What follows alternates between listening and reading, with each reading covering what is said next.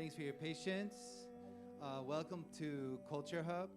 And this is Waves of Gravity. Thanks for coming out.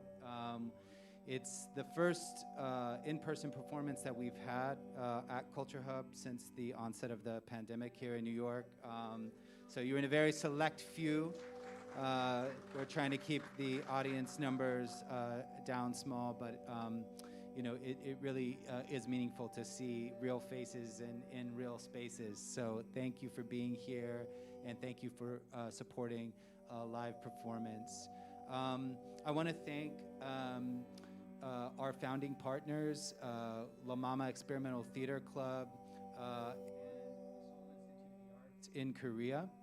And without them, our programming just wouldn't be possible. So just want to give them a big thanks. I also want to thank the creative team of Waves of Gravity. It's been a real pleasure working with them, putting this together over this week. And of course, they've put in weeks and weeks and weeks before that. But you'll get to meet all of them at the end of the evening. We'll have a short Q&A with the whole creative team. So we would love it if you can stick around. And if you have any questions about the show or the process, they will happily answer them for you. We're live streaming tonight, so this is going out to a larger audience to expand the reach. So hello, everybody that's tuning in online. I want to thank the New York City Artist Corps grants that are also helping make this possible, that are really trying to activate the city and bring back live performance in real space. And of course, all of the CultureHub funders as well. A few practical things. The fire exits. We have a fire exit out this back way here, and also from whence you came towards 3rd Street. It would be great if everyone can silence their devices, anything that makes sound, and just put them away. And we try to avoid photography and video and devices that make noise. And I think I did everything. And without further ado, I'm going to give you Neel Murgai.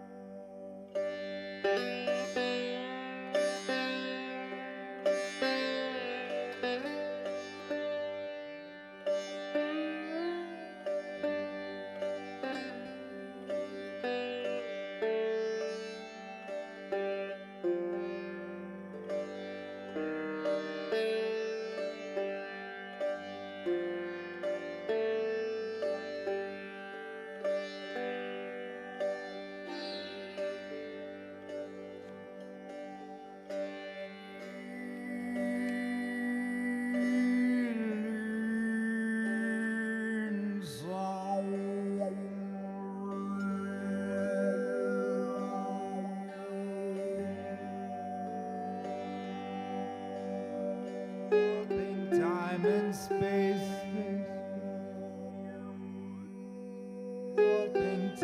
and space.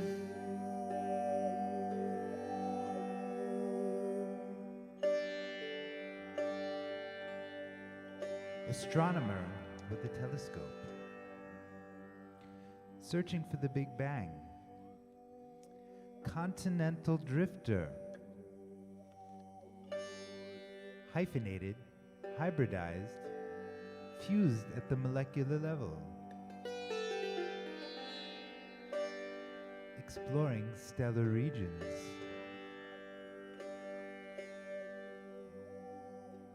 Warping time and space.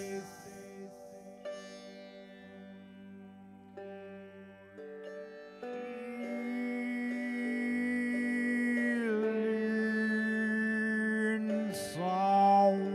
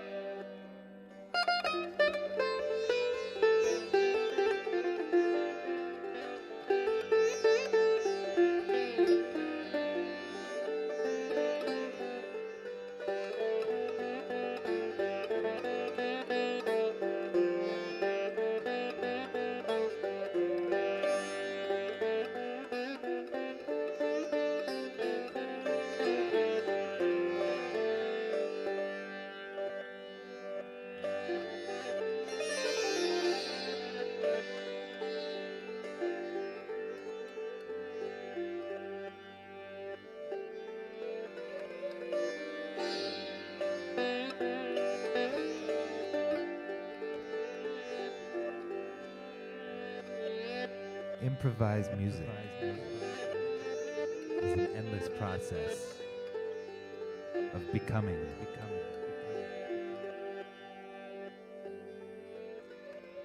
You can try to hold the experience during this moment, this moment, this moment. Well, you can try.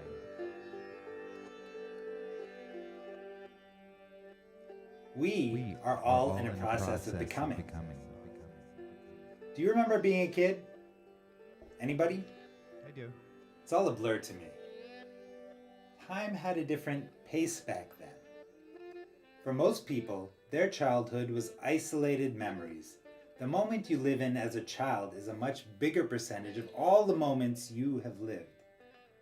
All your life, you've just been a kid. You don't have an experience of that larger time cycle. Now, I have this concept about the gravity of the moment. That's right, you can increase the weight of the moment and you can make time slow down. Just like in Einstein's theory of general relativity. You know that one? For sure. Right? Anybody?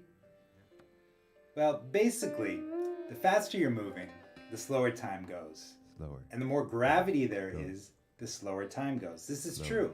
Slower time. My poetic take on Einstein's theory is that if something serious is happening, or you consciously increase the gravity, the weight of the moment through your focus, sound, and attention, you can actually slow down your experience of time.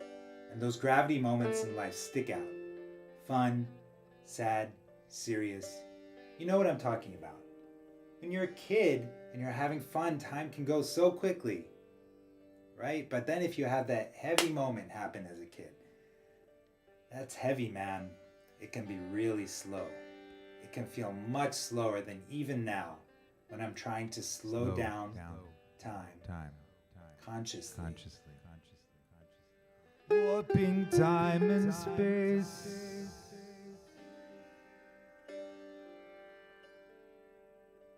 I vaguely remember lying awake at night in our house in Westboro, maybe being bored.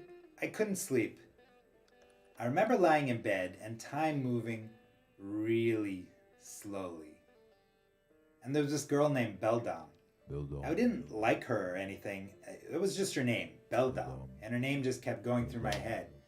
Beldam. Beldam. Beldam. Beldam. Beldam.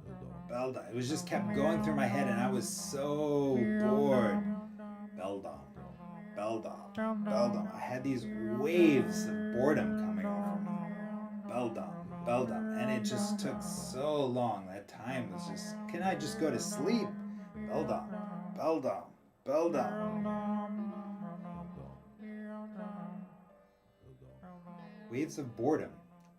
What if we could create waves of gravity?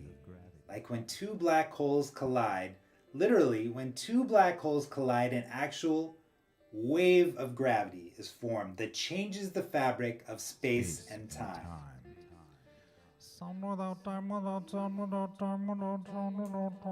Another night there was a moment where I remember lying in bed, maybe playing with my Star Wars figures. It was a similar state of melancholy, and I was thinking about death somehow. It was vague. Then my dad came into my room. He said, "What are you doing?" I said, "I'm just thinking." He said, "You're too young for that. Go have fun. Stop thinking." I didn't know then what would happen just a few months later. I was 12 years old. I got a call from the hospital. It was late at night. My dad was still out playing tennis. Now my mother worked at a hospital, so I was surprised that they were asking for her. They should have known that she was in India at that moment. They asked for a neighbor who might be looking out for my brother and I. Moments later, I watched as he pulled into our driveway, walked up to the front door, and that moment took forever. And he told me that my father had passed from a heart attack.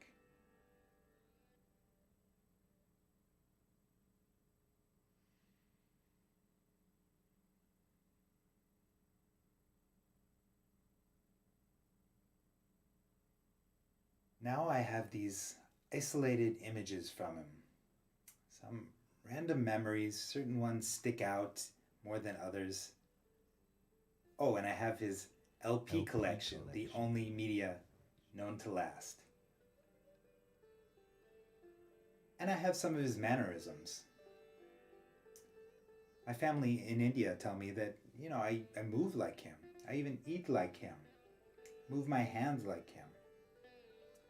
So sometimes I wonder, did he ever move like this? Did he ever move like this? Did he ever move like this? Did he ever move like this? Like this?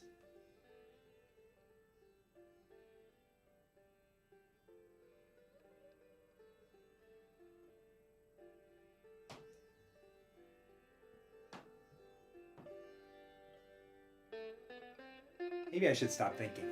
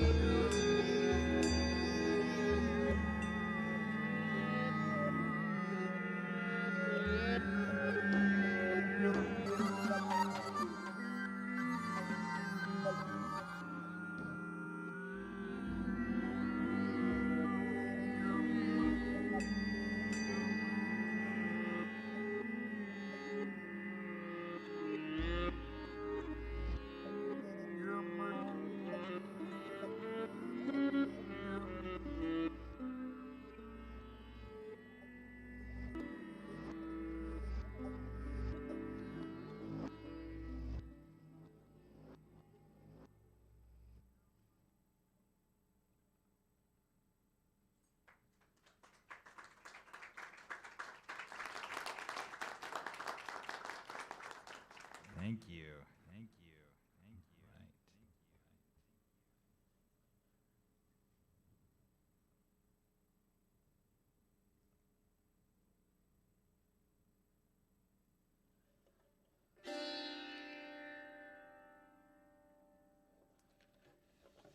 So, for those of you who don't know, this is a sitar. I wouldn't say sitar was my calling at first. Music had started to become my calling, though, calling me away from life as an engineering student. That's right, I studied civil engineering because it seemed like the most civil thing to do at the time. And I was in classes of calculus, physics, chemistry, structural dynamics, electricity and magnetism.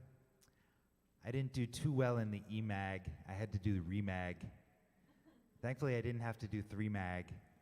Sorry, Mom. I was using my left brain in class, but outside of class, I was using my right brain, playing guitar, writing my own music, and working at the radio station where I learned about music from all over the world and hosted a show called Continental Drift. It was only years later that I learned to refuse these parts of my brain in studying the science and mathematics of sound and music. After I graduated from Georgia Tech, I went to India and decided to start learning sitar. And you have to start with the basics, really, just the basics. You have to start with sitting. That's right, just sitting on the ground. You have to balance the sitar on the ball of your foot, contort your other foot around. We sit on the ground, not in a chair, right? So you have to learn to sit for long, long periods of time. And we develop a rigorous discipline, which is hard for me. I've never been all that disciplined.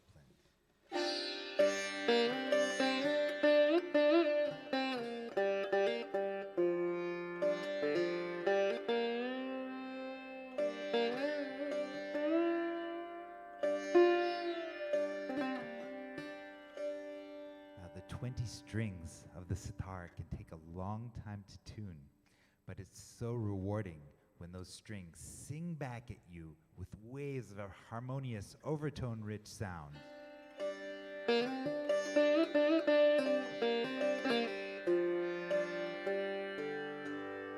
have to prepare yourself mentally and physically. You can't just sit down and practice 6 hours or even 2 hours a day. You have to dedicate lots of time, countless hours to imbibe the raga science, learning to do one thing for long stretches of time.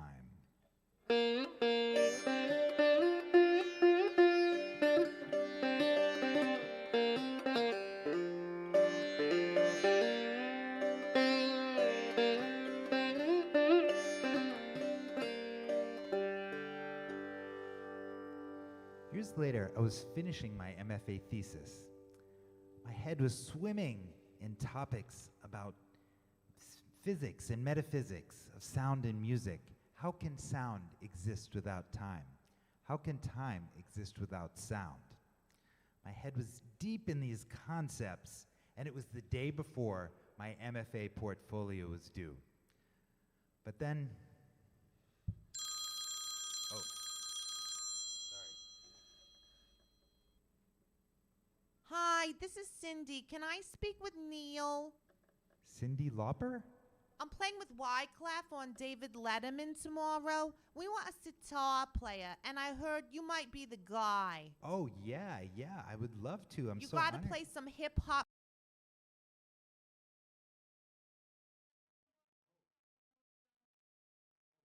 Jammed with all these bands playing hip-hop Okay, music. so are you union? You gotta be union for this gig. I'm not union, actually. Oh, hold on. Let me talk to my I'll join the manager. Hold union. on. I'll join the, no problem. Okay, you don't have to be union. Okay, great. It's so funny you call me. I've been thinking about time and sound in your song, Time After Time. See you tomorrow. Oh, okay, cool. All right, we'll see you tomorrow. That sounds good. All right. Yeah. Okay, this is good. Our next guest is a Grammy Award-winning musician whose new EP is entitled From the Hut to the Projects to the Mansion. You want a chair? Can we get you a chair? I'm sorry. It didn't occur to me. You need a chair? You all right? Okay. Yeah, no, he's fine. Where are my manners? No, he meant to be there. I don't That's know. where he's supposed to be. I'm meant to be there. That is where I was supposed to be. I was definitely meant to be there. But the best part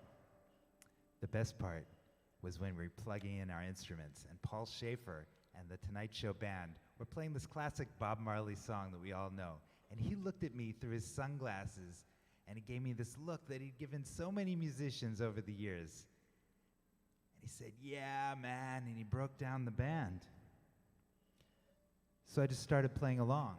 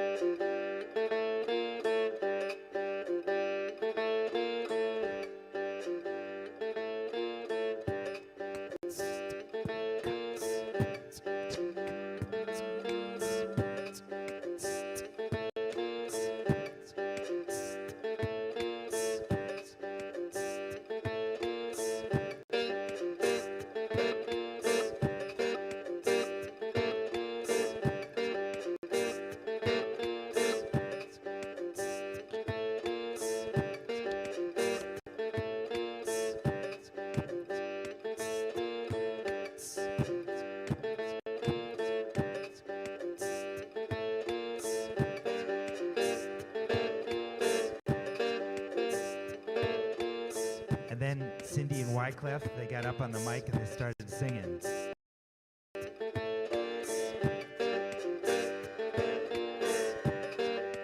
Could you be loved? Be loved.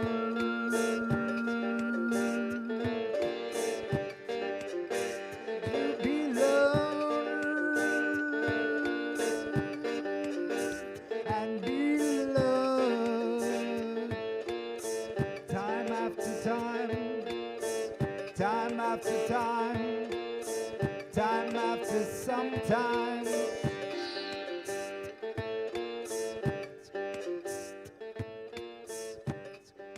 Everyone saw the show. It was instant recognition. It seemed like everyone I had ever met contacted me afterwards with congratulations. A little overwhelming, actually. I was on Letterman, so now my music was a success, maybe even a good career choice. Meanwhile, when I asked Wyclef where the watch party was, he said, "Yeah, man, I'll call you. Okay, cool, Wyclef. All right." It was so fun.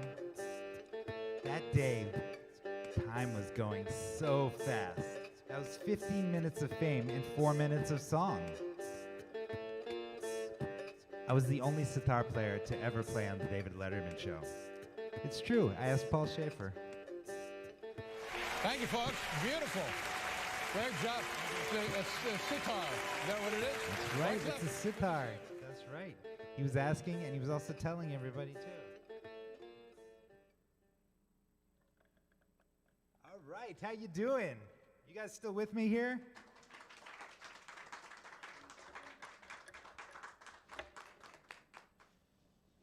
That's good to hear. That's really good to hear, because this show is not just me. It's about you and me. Your focused energy and attention create and shape the space. Now, has anybody ever heard of entrainment? Anyone? Entrainment? Entrainment is a physical phenomenon where, like waveforms, they want to sync up, to meet up. That's right, a physical phenomenon. Waveforms that are close to each other, they want to become synced up. Maybe you've seen people walking in NYC and their arms and legs just start swinging in unison. Or maybe you're having a conversation with someone and the ideas are flowing and you're on the same wavelength, man.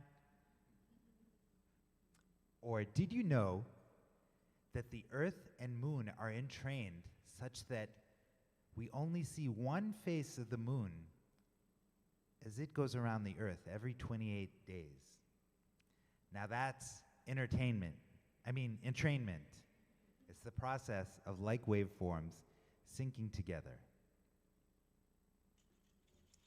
Now this drum is called DAF.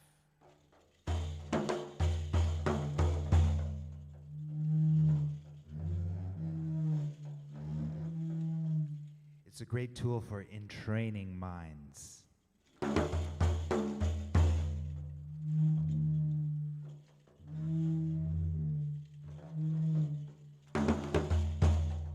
It comes from Iran, from Persia. In fact, I wanted to go to Iran once. I was traveling in India.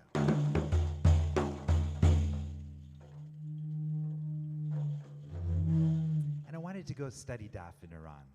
I had a letter from Jalal Zulfanur, a great master of Persian music who had already accompanied in concerts of Persian classical and folk music.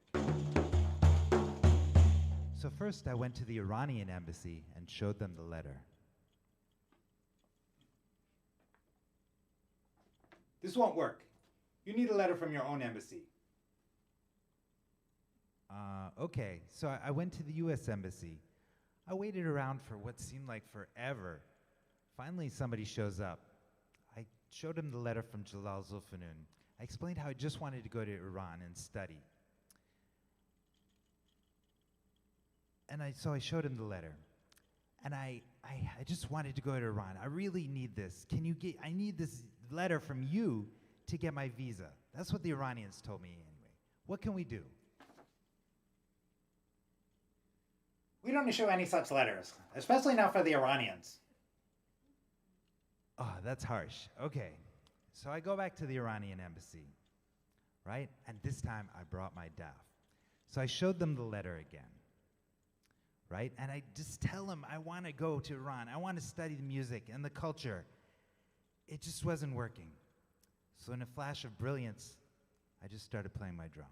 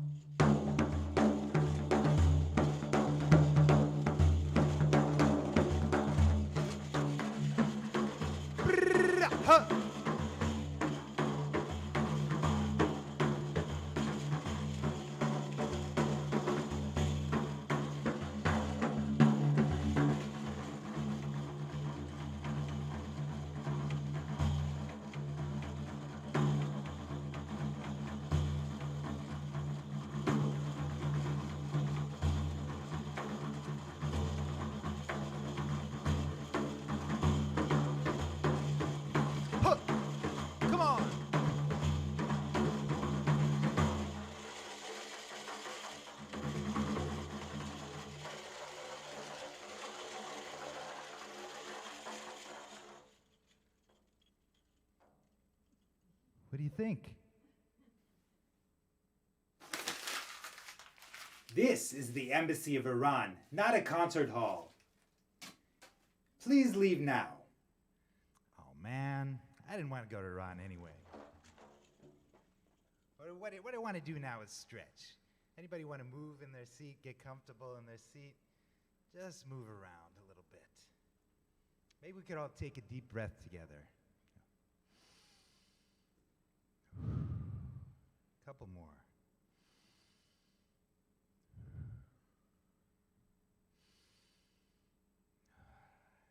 Now you're with me, because I want to tell you about this singing that you've been hearing me doing, overtone singing.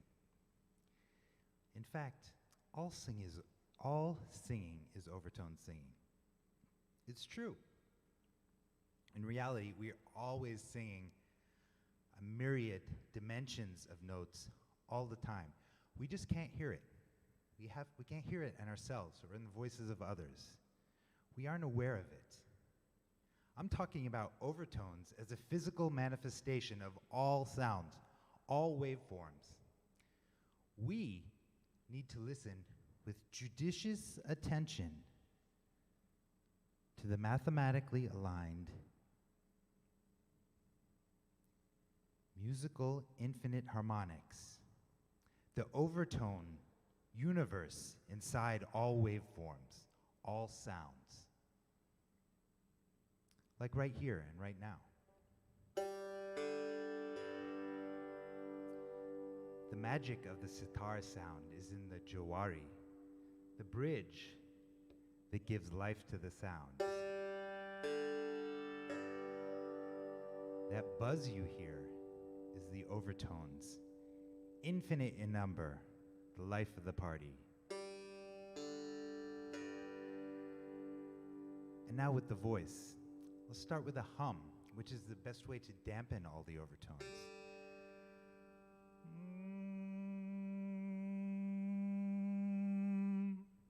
And now the overtones revealed.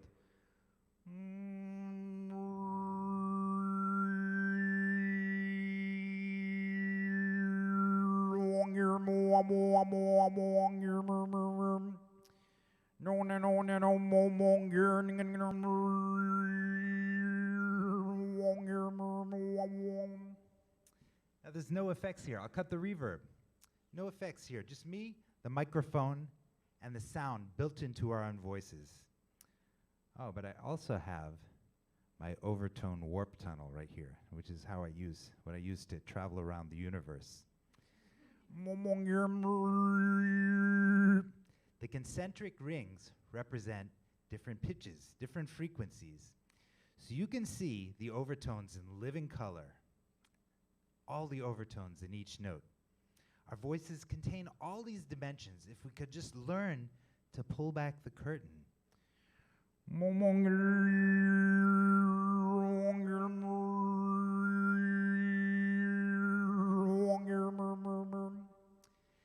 you don't have to ask, how do you do this, Neel? You have to ask, why do you do this, Neel? That's right, because why, really slowly, is oo-ah-a-e. And that sweeps up to the overtones. You can watch.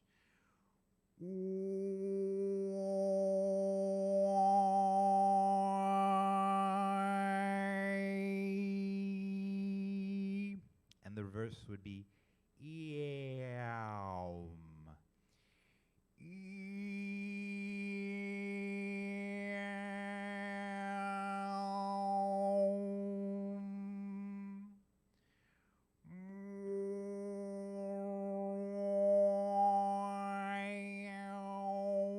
And I'll tell you a secret. The last part is aum, the primordial sound.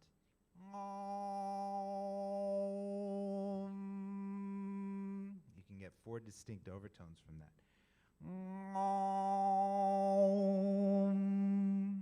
So remember this when you go home and practice in the bathroom. No, really, I used to go around New York City looking for the most reverby, echoey places I could find to practice, like stairwells or the subway. I would be singing at the top of my lungs, and the train would come by, the brakes would be screeching, you know, at Astor Place where it goes around the bend and the brakes are screeching right there. And I'm singing even louder and louder, and my overtones are matching with the frequencies of the brakes, and nobody can hear me because the train is so loud. Anybody else do that? I can't be the only one. Okay, we got one over here. I've worked with these sounds for over 20 years, and I found a lot of comfort and support in discovering the tones within the tones, the overtones. Living in that sound, the pure sound, is a healing experience.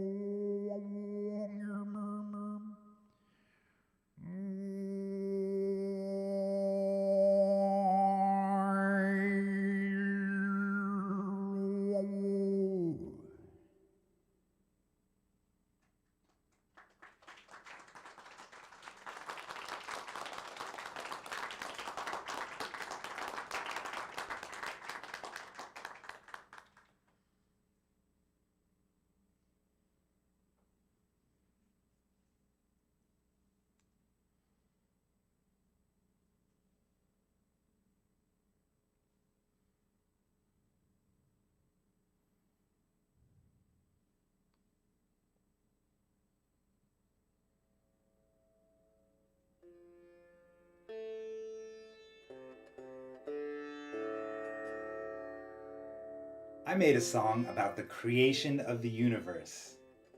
It's a kid's song. I've written a lot of them over the years, but this one was my first time. I wanted to make it simple about the sound. That's the one. And how that sound created the universe and the galaxy and the stars and planets and all of us. Because we're all made from the same stardust. This is the concept of...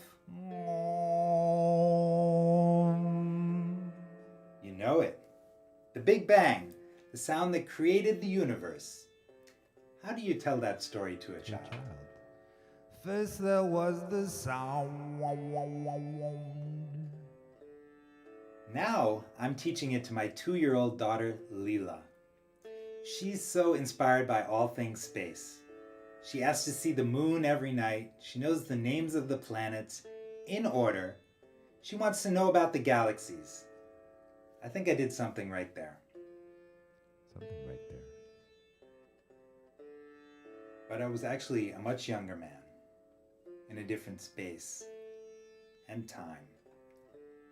And I did not realize it then, but perhaps I wrote this story for my first daughter, Rihanna.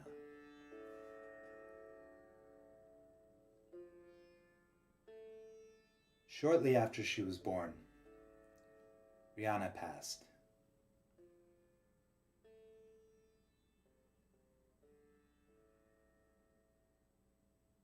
After only a few days of being on this planet.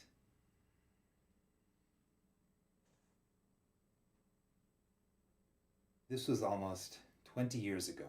years ago. Rihanna was here for such a short time, but she had such a huge impact on my life. How can those few days of space and time feel so much longer than the days themselves? How can one person's life have so many ripples and waves throughout my much longer life?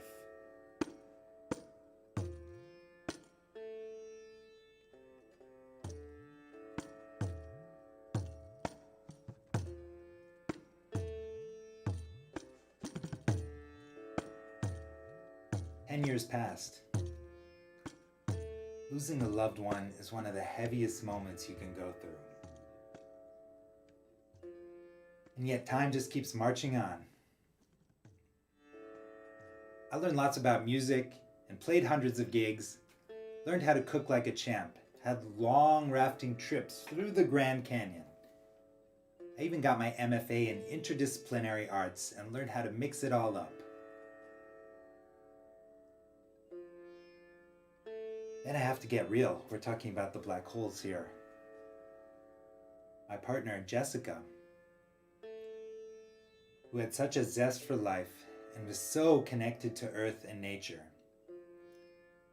Jessica, she too passed.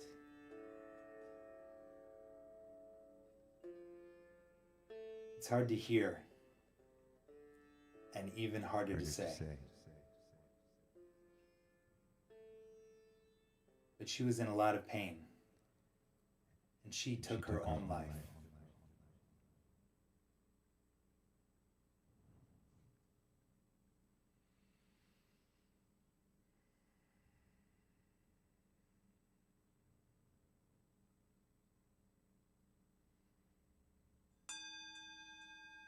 It was 10 years later that I only just started the process of trying to pull back, see the larger picture, like an astronomer through a telescope, searching for the big cycles of time when the small things you can see without a telescope don't make sense.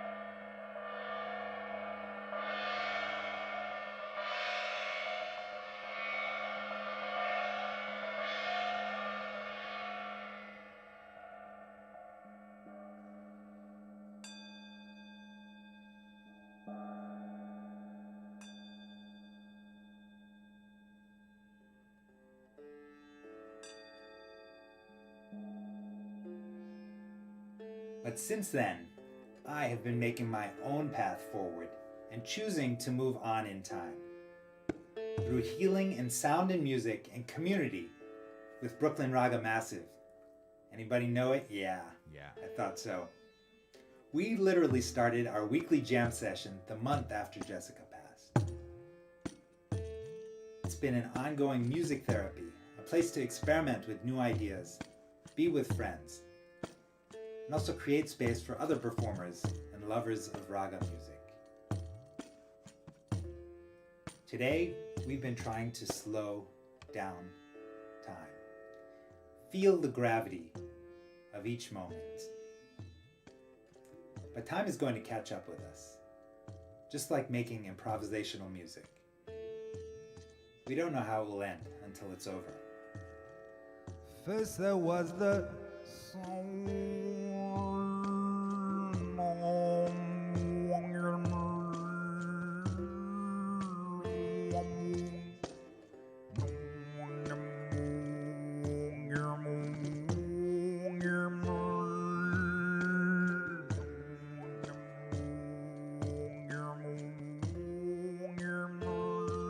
First there was the sound. First there was the sound on. First there was the sound. First there was the sound on. First there was the sound. First there was the sound on. First there was the sound. First there was the sound on. First there was the sound. First there was the sound on. First there was the universe was made from that sound. Said the universe was made from that sound.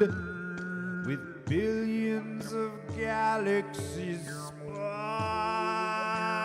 spiraling around.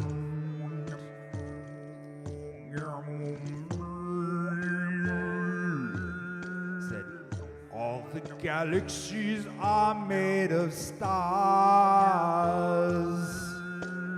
In the night sky you can see them from afar. In the night sky you can see them from afar.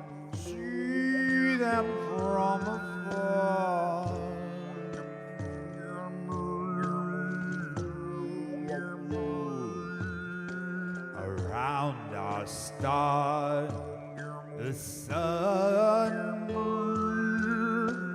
Around our star, the sun is the solar system. All the planets spinning, all the planets spinning, all the planets spinning in eternal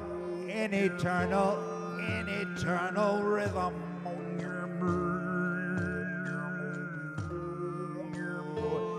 In eternal rhythm.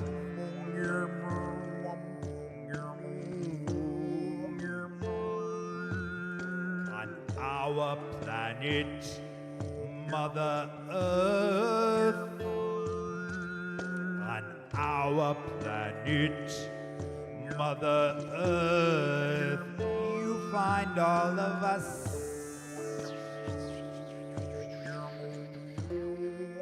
You find all of us.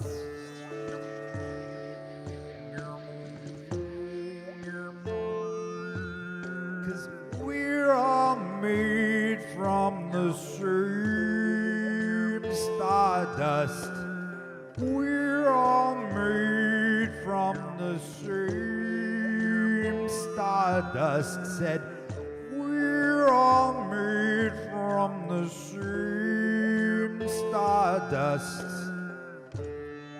But first there was the sound. First there was the sound on. First there was the sound. First there was the sound on. First there was the sound. First there was the sound on. First there was the sound. First there was the sound on. First there was the sound. First there was the sound on. First there was the sound. First there was the sound on. Everybody sing on. On. On. Shanti. First there was the sound. First there was the sound on. First there was the sound. First there was the sound. First there was the sound. First there was the sound on. First there was the sound. First there was the sound on. First there was the sound. First there was the sound on. First there was the sound. First there was the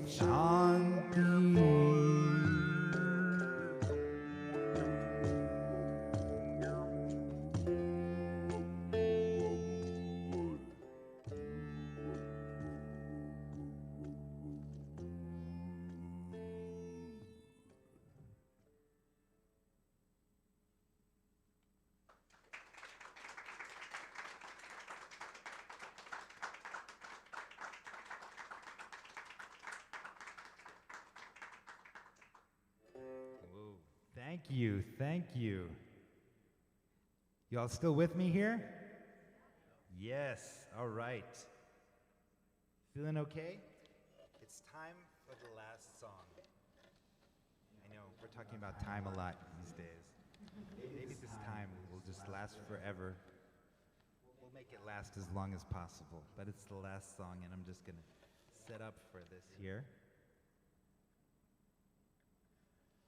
Tune it up a little bit.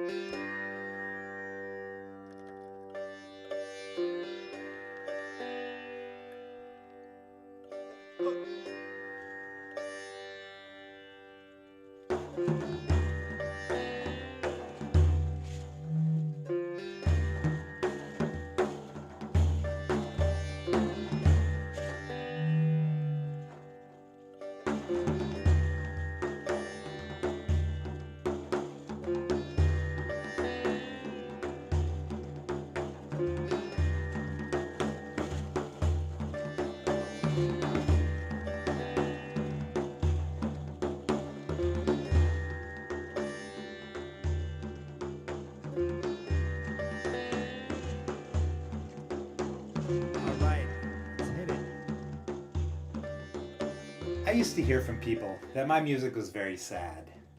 Well, it made them sad. Maybe I was sad inside. I'm not sure, but it made them sad. So I wanted to sing a song about being too hopeful or hoping too hard, or sometimes having any hope at all. I started to worry during the better times of lightness and joy that, oh no, there's another black hole just waiting around the corner. So I've been afraid of hope, but I hope for hope. Hope is a thing worth hoping for. I am here with you, and I wonder, is getting together in a room full of people again during COVID a form of hope? For sure. Vaccinated, of course. Is storytelling a form of hope? Definitely. Is making music a form of hope? Yes, Is hope another word for healing? absolutely.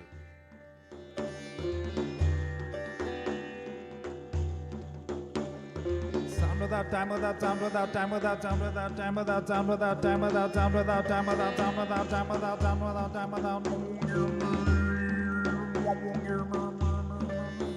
time, without. Here we go. Sound without time, without sound, without time, without sound, without time, without sound, without time, without sound, without time, without time, without time, without time, without time, without time, without time, without time, without time, without time, without time, without time, without time, without time,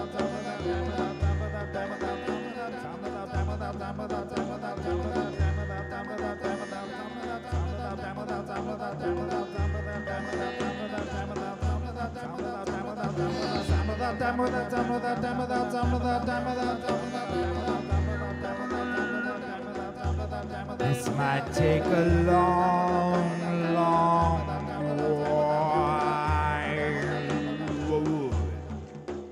Black holes collide in waves of gravity, warping space and time. Black holes collide in waves